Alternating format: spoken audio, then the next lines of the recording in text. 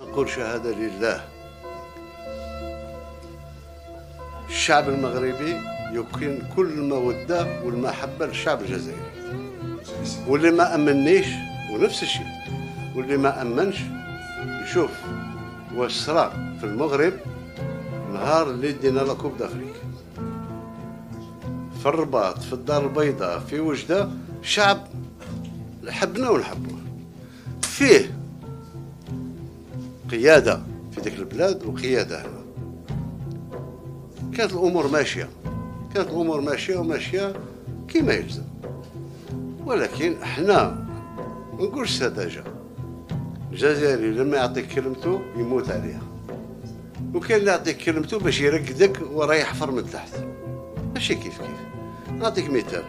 اليوم كيفاه انت دابور كنتوا تتذكروا المأساة اللي وقعت 63 في هذه وفي هذه.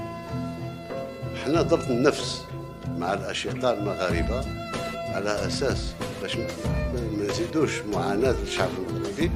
عمرها ما وصلت لدرجة المواجهة هذه، كاع العالم يشهد بها باللي رغم كذا والتشنج في المواقف وهذه تفرق بيناتنا قضيتين.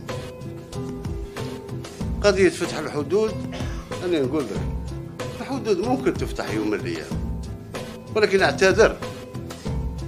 الحدود ما تغلقتش على باب الصحراء الغربية، ما نشوهش الواقع.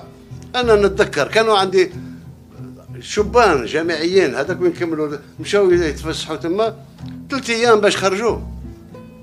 اللي لقاهم يعطيهم اللي كذا، حاشا الشعب هو اللي هربهم وحتى خرجوا من الحدود. تجي في نهار واحد وقع عندك اعمال ارهابي في مراكش، اللوبي اللي عندك تما تزعزع، تاخذ قرار انت باش تقول انا ما عنديش ارهابيين. الجزائريين هما الارهابيين، وانا ذاك حدود فرنسا مبلع علينا، حدود الاخرى مبلع علينا، الطيارات ما تنزلش، تزيد تضرب لي حصار بامر من كذا. وما تخلينيش نهضر، انا عارف الخبايا.